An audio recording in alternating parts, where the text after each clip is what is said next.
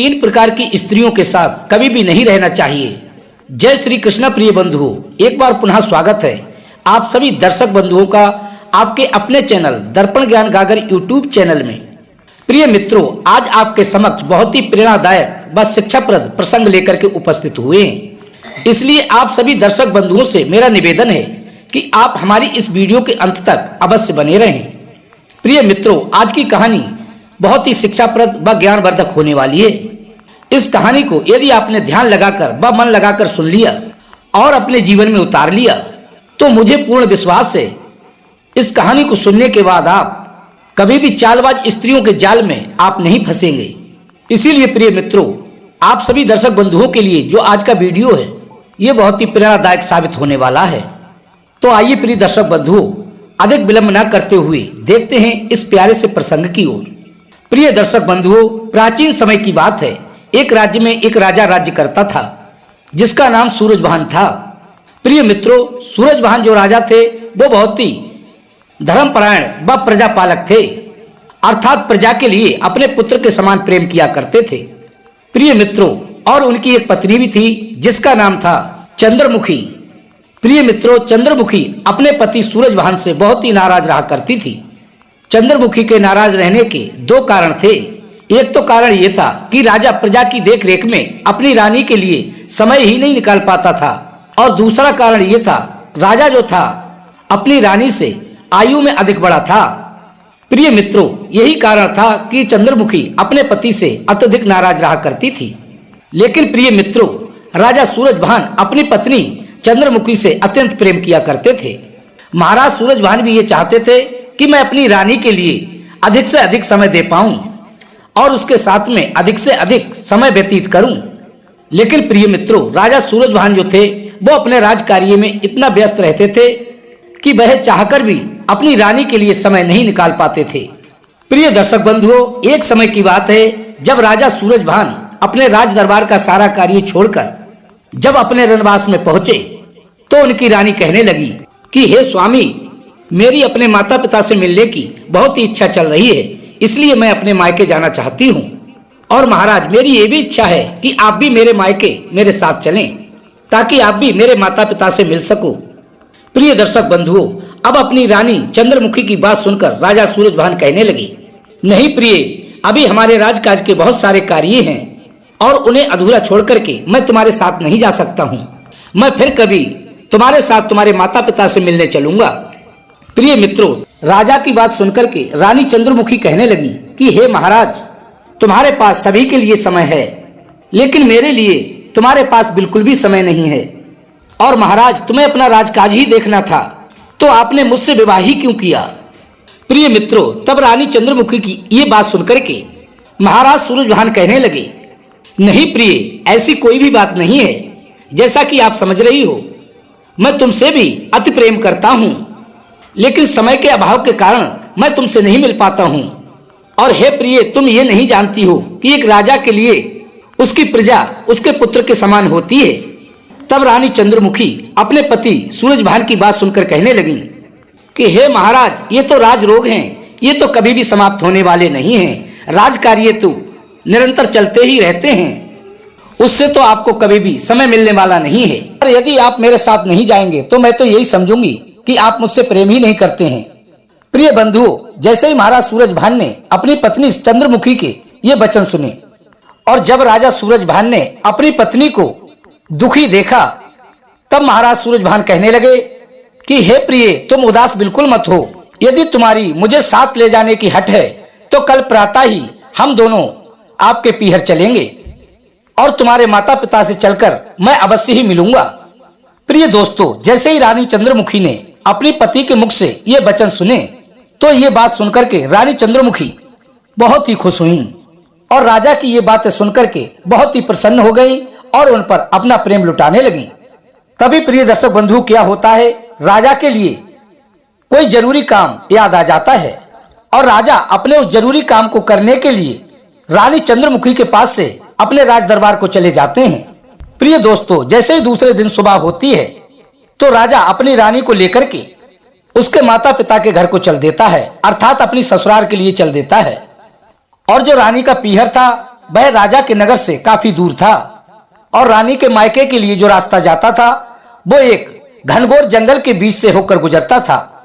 प्रिय दर्शक बंधुओं, चलते चलते जैसे ही राजा रानी उस घनघोर जंगल में पहुंचे तो उस जंगल में पहुंचने पर रानी के लिए अत्यधिक प्यास सताने लगी। जब रानी को बहुत तेज प्यास लगने लगी तब रानी राजा सूरजभान से कहने लगी कि हे महाराज, मुझे बहुत तेज प्यास लगी है, प्यास से मेरा दम निकला जा रहा है। यदि मुझे समय रहते पानी नहीं मिला तो प्यास से मेरी दम निकल जाएगी। जब राजा सूरजभान ने अपनी पत्नी चंद्रमुखी के मुख से ये बात सुनी तब राजा रानी को समझाने लगा कि हे रानी, थोड़ा धीरज रखिए। इस घनघोर जंगल में रुककर पानी पीना या पानी की तलाश करना बहुत ही खतरनाक है। इस जंगल से बाहर निकल के मैं आपको पानी अवश्य पिलाऊंगा और हो सकता है आगे चलकर हमें पानी की कोई झील या तालाब दिखाई दे जाए। अब प्रिय मित्रों, कुछ सफर तय करने के बाद रानी फिर राजा से कहने लगी कि हे महाराज, अब मुझे बिना पानी के रहा नहीं जा रहा है और अब मैं प्यास के कारण अधिक दूर नहीं चल सकती हूँ। यदि मुझे इसी समय पानी नहीं मिला तो मैं एक कदम आगे नहीं जा पाऊंगी। इसलिए हे महाराज, आप तुरंत जाकर के जल की तलाश करिए और मेरी प्यास को बुझाइए। अब तो हे प्राण प्रिय, मुझे ये लगता है इस प्यास के कारण मेरे प्राण ही निकल जाएंगे। तो प्रिय दर्शक बंधुओं, जैसे ही राजा ने रानी के मुख से ये बात सुनी कि वो प्यास से मर जाएगी तो उसने रानी के लिए एक वृक्ष के नीचे बिठा दिया और स्वयं ही पानी की तलाश में आगे की ओर चल देता है। क्योंकि प्रिय दर्शक बंधुओं, उस जंगल में चारों तरफ 12-12 कोस तक कहीं भी जल का नामो निशान नहीं था। प्रिय दर्शक बंधुओं, पूरे दिन राजा पानी की तलाश करता है।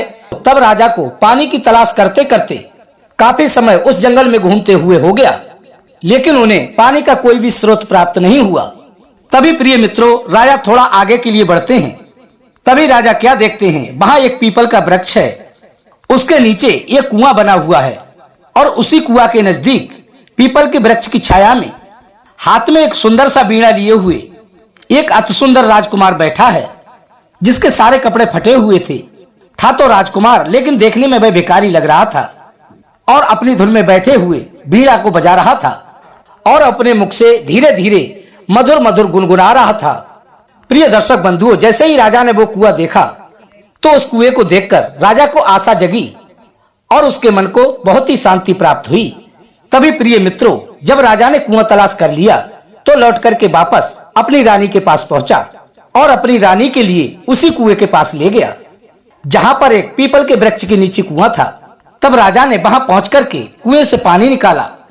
प्रिय मित्रों, उस कुएं से पानी निकालने के बाद राजा ने सबसे पहले अपनी रानी को पानी पिलाया और थोड़ा पानी स्वयं पी करके अपनी भी प्यास शांत की।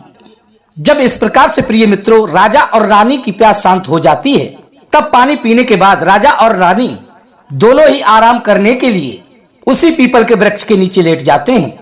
तब राजा ने अपनी रानी से कहा कि हे प्रिय, अब शाम होने वाली है और रात्रि के समय इस घनघोर जंगल में यात्रा करना ठीक नहीं है। इसीलिए हे प्रिय, आज रात्रि में हम इसी वृक्ष के नीचे रुक करके विश्राम करेंगे। इससे आगे का सफर हम कल प्रातः प्रारंभ करेंगे। अब तुम भोजन की व्यवस्था करो। अब मैं कुएं पर जाकर स्नान करके अभी वापस आता हूँ। प्रिय दोस्तों, अपनी रानी से इतना कहने के बाद वो राजा कुएं पर स्नान करने के लिए चला जाता है। इधर प्रिय मित्रों, राजा तो स्नान करने के लिए चला गया, उधर जब रानी ने उस फटे तन राजकुमार के मुख से मधुर गाना सुना और उसके कदकाठी व सुडौल शरीर को देखा, तब उस रूपवान भिखारी को देख करके तो रानी उस पर फिदा हो गई और आसक्त होकर उसके पास बैठकर उसकी मधुर मधुर धुन सुनने लगी। तभी प्रिय मित्रों, राजा स्नान ध्यान करके उस कुएं से वापस आते हैं और राजा ने रानी के पास आकर बहुत ही सुंदर व स्वादिष्ट भोजन किया। लेकिन प्रिय दोस्तों, इधर पूरे दिन का थका मादा राजा भोजन करने के उपरांत जैसे ही वो अपने बिस्तर पर लेटा तो प्रिय मित्रों उसे तुरंत नींद आ जाती है। क्योंकि प्रिय दोस्तों, एक तो राजा पूरे दिन पानी की तलाश करता रहा, ऊपर से दूर से चल के आया था, इस कारण से उसे घोर निद्रा आ गई और वह आराम से सो गया। अब प्रिय दर्शक बंधुओं, क्या होता है, जैसे ही राजा घोर निद्रा में सो जाता है तो इधर उसकी रानी चंद्रमुखी बड़े ही इशारे में राजा के पास से उठती है और उस फटे तन राजकुमार के पास पहुंच जाती है, जो कि अपनी बीड़ा की मधुर मधुर धुन बजा रहा था और अपने मुख से बहुत ही सुंदर गाना गुनगुना रहा था। तभी प्रिय मित्रों, रानी चंद्रमुखी उस भिखारी से कहने लगती है कि हे प्रिय, जब से मैंने तुम्हारा गाना सुना है, तुम्हारा ये मधुर संगीत सुना है, और जब से आपके इस मनमोहक रूप को मैंने निहारा है, मैं तुम पर दिल और जान से मर मिटी हूँ। अर्थात मैं तुमसे अत्यंत प्रेम कर बैठी हूँ। बल्कि तुम ऐसे समझिए, मैं तुमसे अत्यंत प्रेम करने लगी हूँ, और मैंने अपने मन में ये निश्चय भी कर लिया है, जीऊंगी मैं तुम्हारे साथ और मरूंगी भी तुम्हारे साथ। इसलिए हे प्राण प्रिय, इस दासी को तुम अपना बना लो और यहाँ से कहीं दूर मुझे अपने साथ ले चलो। प्रिय मित्रों, तब रानी चंद्रमुखी के मुख से ये बात सुनने के बाद वह भिखारी रूपी राजकुमार डरते हुए रानी से बोला, देखने में तो आप बहुत सुंदर हैं और एक रानी भी लग रही हैं, इसलिए हे रानी साहिबा, आप मुझे माफ करें। भला मैं एक राजा की पत्नी के लिए अपने साथ कैसे ले जा सकता हूँ? यदि इस बात की जानकारी आपके पति अर्थात राजा को हो गई तो राजा मेरी खाल खींचकर भुस भरवा देंगे। प्रिय मित्रों, तब उस भिखारी रूपी राजकुमार के मुख से ये बात सुनने के बाद वह रानी चंद्रमुखी कहने लगी कि हे प्राण प्रिय, तुम्हें बिल्कुल भी डरने की आवश्यकता नहीं है। तुम तो बिल्कुल निश्चिंत रहो, क्योंकि हम रात ही रात में इतने दूर चले जाएंगे कि राजा को पता ही नहीं चलेगा और वो हमें कभी भी नहीं ढूंढ पाएगा। और जब राजा हमें ढूंढ नहीं पाएगा तो वो हमारा क्या बिगाड़ सकता है?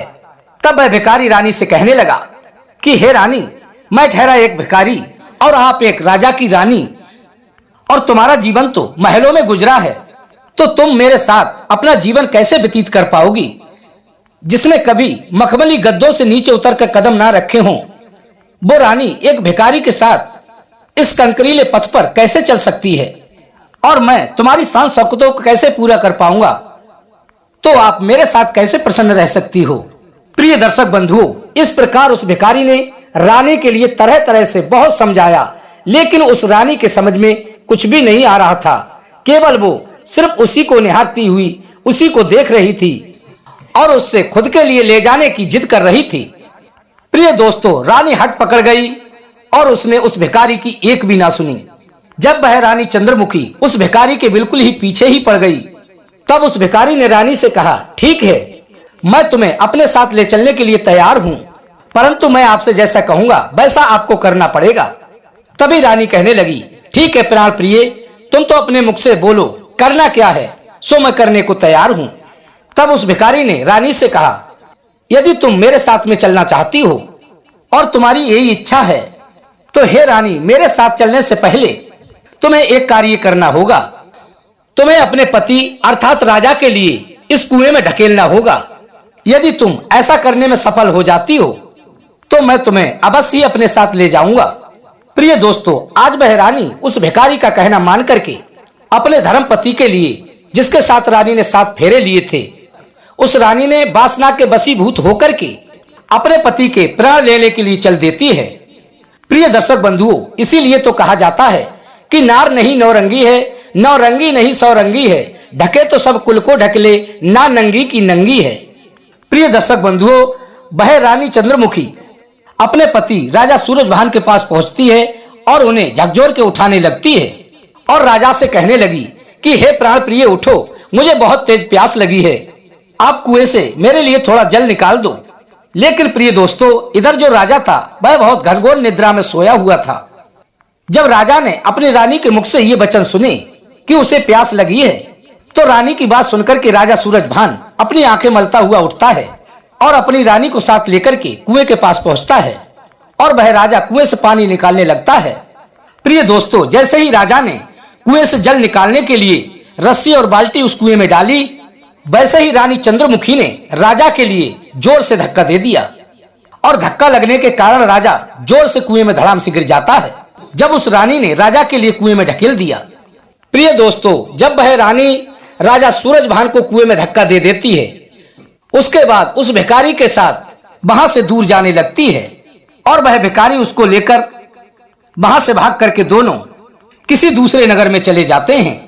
लेकिन प्रिय दर्शक बंधुओं, उस भिखारी के पास और कुछ तो था नहीं, केवल एक बीड़ा था। भिखारी उस बीड़ा के लिए बजाता और उसके साथ ही साथ गाना गाता था। और प्रिय मित्रों, वह रानी चंद्रमुखी उस बीड़ा की धुन पर जोर जोर से नृत्य किया करती थी, अर्थात मस्त होकर नाचती थी। प्रिय मित्रों, रानी का नाच देखकर वहां के लोग उसे थोड़े बहुत पैसे दे दिया करते थे और उन्हीं पैसों से वे दोनों अपना गुजारा किया करते थे। यही उनका जीविका चलाने का साधन बन गया था।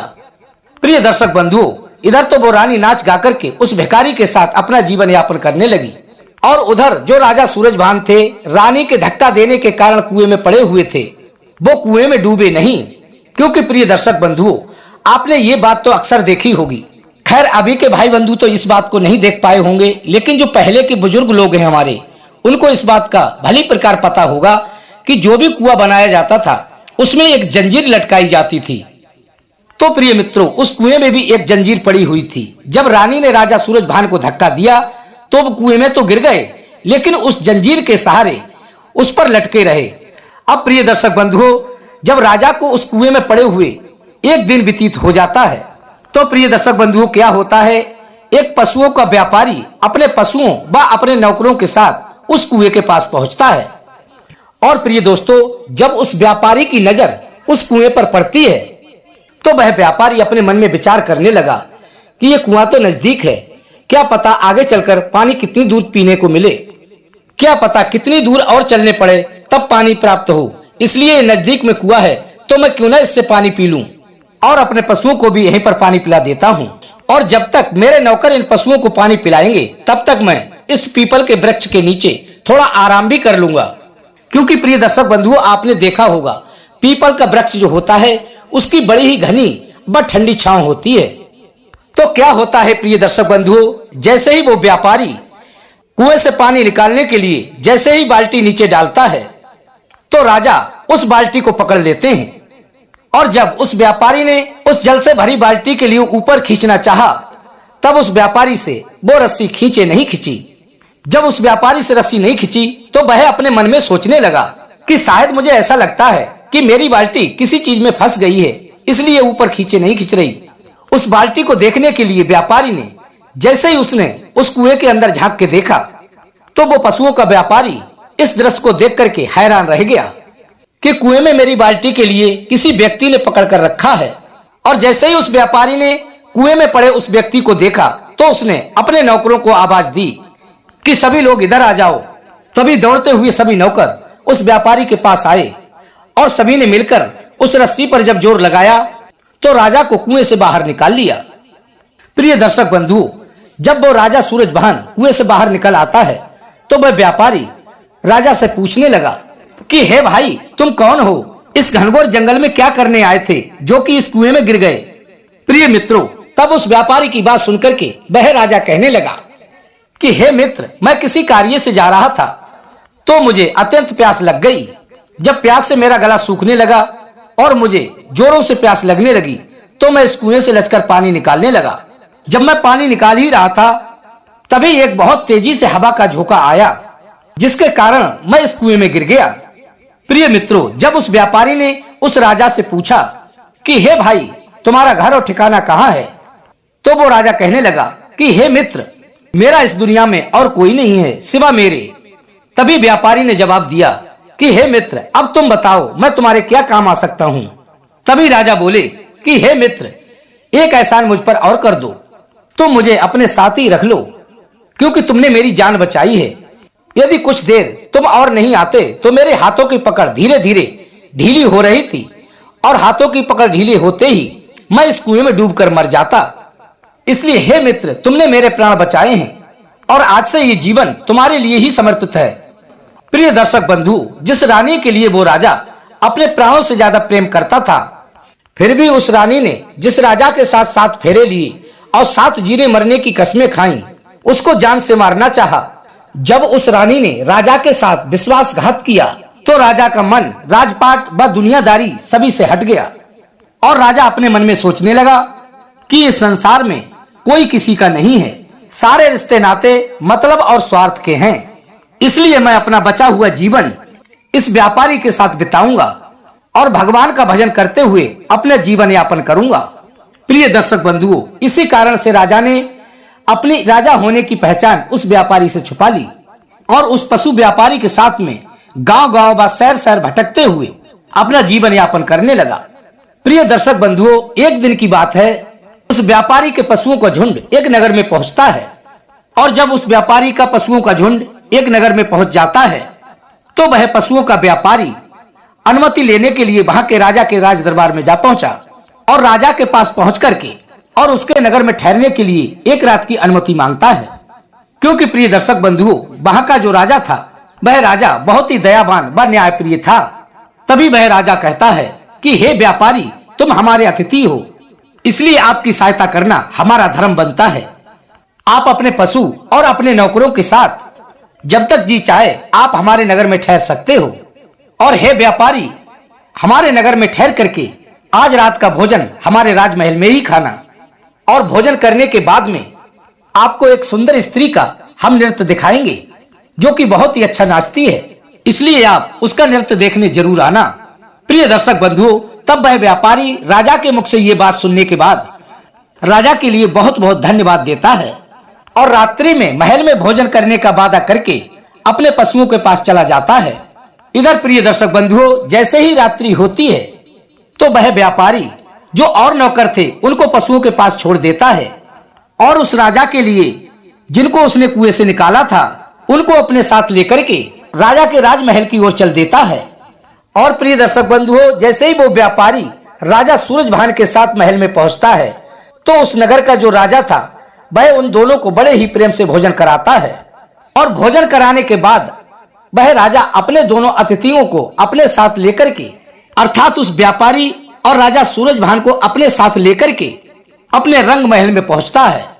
जब राजा सूरजभान और वह व्यापारी उस राजा के साथ उसके रंग महल में पहुंचते हैं तो वहां पर जाकर वो क्या देखते हैं कि उसकी रानी चंद्रमुखी उसके ही समक्ष ठुमक ठुमक कर नाच रही है और अपनी अदाओं के जलवे बिखेर रही है। और वह भिखारी जो उसे बियाबान जंगल में मिला था वह मधुर मधुर बीड़ा बजाकर मन को मंत्र मुग्ध करने वाला मीठा मीठा गीत गा रहा है। तभी उस नर्तकी बनी रानी ने जब अपने पति राजा सूरजभान को देखा तो वह देखते ही अपने पति को पहचान लेती है और राजा सूरजभान को देख करके वह अत्यंत क्रोध में आ जाती है। और वह रानी अपने मन में सोचने लगी, मैंने इस दुष्ट राजा के लिए कुएं में डाल दिया था, ये उस कुएं में डूबने से कैसे बच गया? यदि उस राजा ने मुझे पहचान लिया तो ये राजा मेरी सारी पोल पट्टी खोल देगा और इस राजा की बात मान करके इस नगर का राजा मुझे फांसी पर चढ़ा देगा। प्रिय मित्रों, उस रात नर्तकी बनी उस रानी ने बहुत ही सुंदर नृत्य प्रस्तुत किया, अर्थात सारी रात नाचते हुए नर्तकी बनी उस रानी ने अपनी कला का बहुत ही सुंदर प्रदर्शन किया। जब उस रानी ने अपने नृत्य का समापन किया और उस भिखारी ने बीड़ा को बजाना व गाना बंद किया तो रंग महल में बैठे हुए सभी दर्शक तो उस नर्तकी रानी की बहुत ही तारीफ की और राजा भी उस नर्तकी का नृत्य देख करके वाह वाह करने लगा, क्योंकि आज से पहले उसने भी कभी ऐसा नृत्य नहीं देखा था। तभी वह राजा प्रसन्न होते हुए बोला कि हे नर्तकी, तुमने हमें खुश कर दिया, अब तुम्हारी जो भी इच्छा है वो तुम मुझसे मांग सकती हो, अर्थात तुम जो भी चाहती हो मैं वो तुम्हें अवश्य ही दूंगा। तभी प्रिय मित्रों, नर्तकी बनी उस रानी ने उस राजा से विनय पूर्वक कहा कि हे महाराज, आपसे मेरा एक निवेदन है कि आप हम पर बस ऐसी ही अपनी कृपा दृष्टि बनाए रखें। हमें आपकी कृपा दृष्टि के अलावा और कुछ नहीं चाहिए। आपकी कृपा हम पर सदैव बनी रहे, हमारी यही इच्छा है, क्योंकि ना ही आपके रुपया पैसा व धन दौलत से हमें कोई मतलब है और ना ही हमें किसी चीज की आवश्यकता है। प्रिय मित्रों, तब नर्तकी की बात सुनकर के वो राजा कहने लगा, लेकिन तुमने जो नृत्य किया है वैसा नृत्य मैंने आज तक अपने जीवन में कभी नहीं देखा, इसीलिए हम तुमसे अत्यंत प्रसन्न हैं।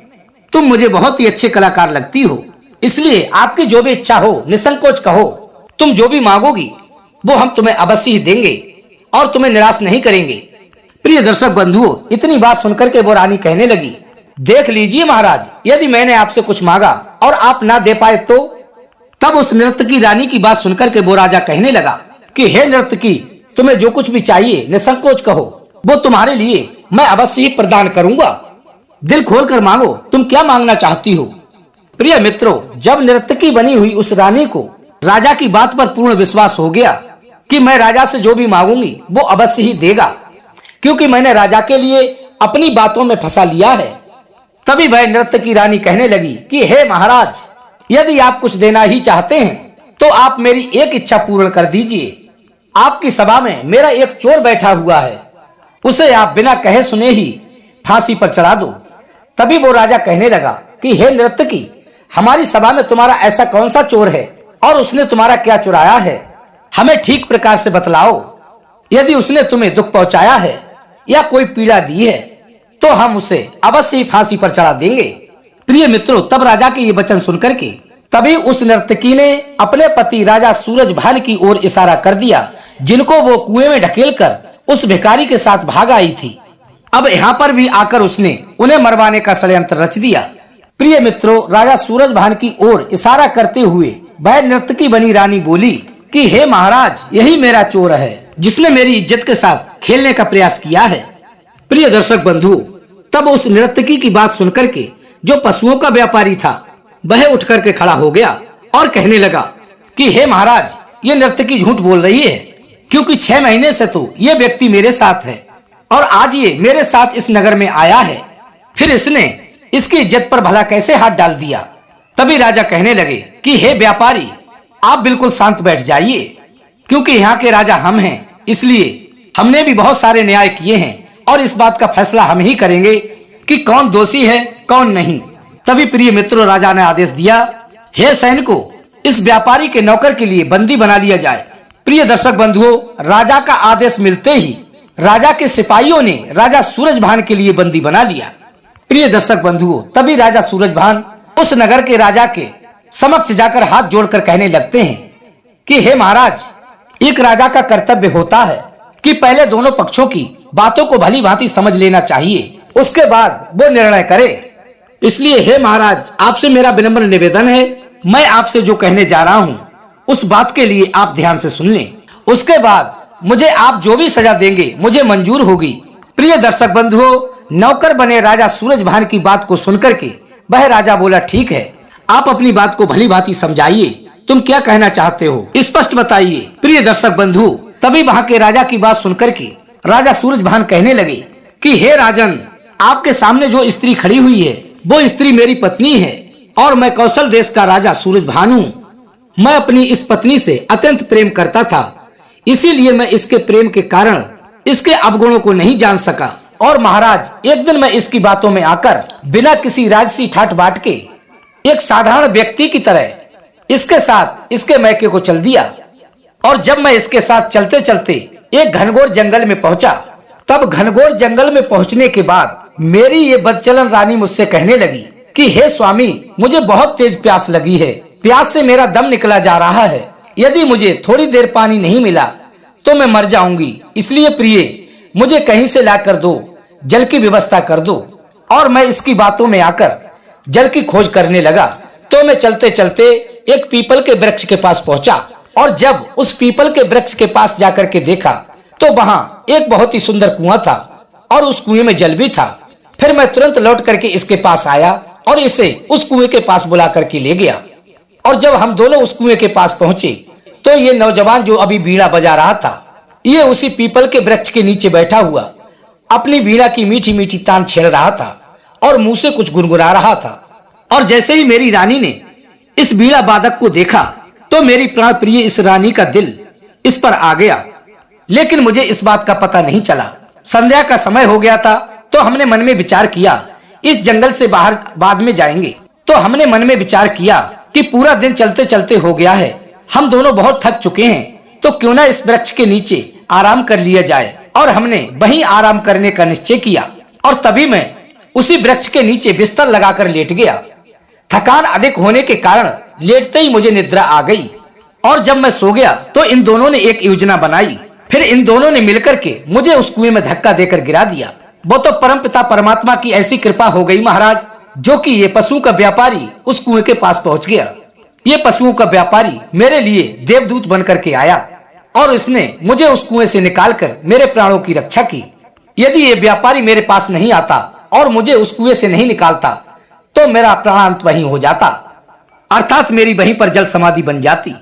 प्रिय दर्शक बंधुओं, जब राजा और उसके सभी मंत्रियों ने नौकर बने उस राजा की बात को ध्यान से सुना तो उसकी बात में उन्हें सच्चाई नजर आई और इस बात को सुनकर के सभी हैरान रह गए। प्रिय दर्शक बंधुओं, तभी उस नगर के राजा ने राजा सूरजभान की पत्नी, जो कि नर्तकी बनी हुई थी चंद्रमुखी, उसको अपने पास बुलाया और उससे पूछा कि तुम बताओ कि तुम्हारा चोर ये कैसे है। लेकिन प्रिय मित्रों, कहते हैं ना कि चोर के पैर ही कितने होते हैं, चोर तो चोर होता है। जब राजा की लाल लाल आंखें देखी तो उस नर्तकी के चेहरे का रंग सफेद हो गया और उसके चेहरे का रंग फीका पड़ते ही राजा इस बात को भली भांति समझ गया कि ये नर्तकी झूठ बोल रही है, अर्थात असली अपराधी यही है, इसने ही अपने पति को मारने का जघन्य पाप किया है। प्रिय मित्रों, अब क्या होता है, तो उस नगर का राजा नर्तकी बनी रानी चंद्रमुखी से कहता है, तुमने क्या हमें बेवकूफ समझ रखा है कि त्रिया चित्त जाने ना कोई, खसम मार के सती हुई। प्रिय दर्शक बंधुओं, उसी समय राजा ने अपने सैनिकों को बुलवाया और उन्हें आदेश दिया कि इस दुष्ट स्त्री और इसके प्रेमी को नगर के बीच चौराहे पर खुलेआम फांसी पर चढ़ा दिया जाए। प्रिय मित्रों, तभी राजा का आदेश पाते ही राजा के सैनिकों ने तत्काल कार्रवाई की। नर्तकी और उसके प्रेमी को ले जाकर बीच चौराहे पर गड्ढा खुदवाते हैं और उस गड्ढे में जिंदा उन दोनों को गाड़ देते हैं। उसके बाद ऊपर से शिकारी कुत्ते छोड़ देते हैं और वे शिकारी कुत्ते उन दोनों को नोच नोच कर खा जाते हैं। इसके साथ क्या होता है प्रिय दर्शक बंधुओं, उस नगर का राजा सूरजभान के साथ अपनी पुत्री का विवाह कर देता है और बहुत सारा दान दहेज देकर के राजा सूरजभान को अपने नगर से विदा कर देते हैं और राजा सूरजभान हंसी खुशी से अपनी पत्नी के साथ अपने नगर को चले जाते हैं। प्रिय दर्शक बंधुओं, ये तो थी आज की कहानी। अब हम आपको बताते हैं कि वो 3 प्रकार की स्त्रियां कौन सी हैं जिनके साथ हमें कभी भी अकेले नहीं जाना चाहिए। नंबर 1, जो स्त्री अपने पति के साथ झूठा प्रेम का दिखावा करती है, ऐसी स्त्रियों से हमें सदैव ही बचकर रहना चाहिए। जो स्त्री अपने संतान व अपने पति को छोड़कर किसी दूसरे के साथ चली जाए, ऐसी स्त्री पर हमें कभी भूलकर भी विश्वास नहीं करना चाहिए। जो स्त्री अपने जाए बच्चे के लिए और जिसके साथ उसने 7 फेरे लिए हैं और 7 जन्मों तक साथ निभाने की कसमें खाई हैं, तो वो स्त्री उसकी नहीं हुई तो भला आपकी क्या होगी। ऐसी स्त्री पर हमें कदापि विश्वास नहीं करना चाहिए और ना ही उसके साथ जाना चाहिए। प्रिय मित्रों, ऐसी स्त्री पर विश्वास करने का मतलब है जलती आग में पैर देना। प्रिय मित्रों, दूसरी जो स्त्री है वह है लालची स्वभाव वाली। जो स्त्री तुच्छ से धन के लालच में अपनी आन बान शान, अपनी इज्जत का सौदा कर देती है, ऐसी स्त्री भी कभी किसी की सगी नहीं होती है। ऐसी स्त्री मात्र धन और दौलत से ही प्रेम करती है और जब तक तुम्हारे पास पैसा है तब तक तुम्हारा साथ देती है और जिस दिन उन्हें लगने लगता है कि आपके पास धन समाप्त हो गया है और उसी दिन आपको छोड़ करके गैर मर्द की तलाश करने लगेगी और आपको सदैव ही गिरी हुई नजरों से देखने लगेगी।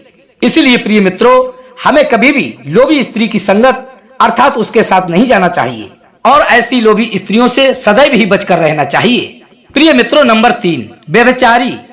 प्रिय मित्रों, नंबर 3, व्यभिचारी स्त्री। ऐसी स्त्रियों के लिए ना तो आपसे मतलब होता है और ना ही इन्हें आपके मान सम्मान से। व्यभिचारी कोई भी हो सकता है, स्त्री भी हो सकती है और पुरुष भी हो सकता है। प्रिय मित्रों, ऐसे लोग जहां तहां मुंह मारते फिरते रहते हैं क्योंकि उन्हें इस बात का विचार ही नहीं होता है, वे तो व्यभिचारी हैं। इसलिए हमें ऐसे स्त्री पुरुषों से सदैव ही बचकर रहना चाहिए और उनके साथ कभी भी कहीं नहीं जाना चाहिए। तो ये थी प्रिय दर्शक बंधुओं आज की हमारी कहानी। यदि अच्छी लगी हो तो वीडियो को लाइक करें, चैनल को सब्सक्राइब करें, अच्छे कमेंट करें, अपने सगे संबंधियों व यार दोस्तों तक इस वीडियो को शेयर अवश्य करें। फिर मिलेंगे इसी प्रकार की ज्ञानवर्धक चर्चा के साथ। इसी के साथ प्रिय दर्शक बंधुओं, राधे राधे, जय श्री कृष्णा।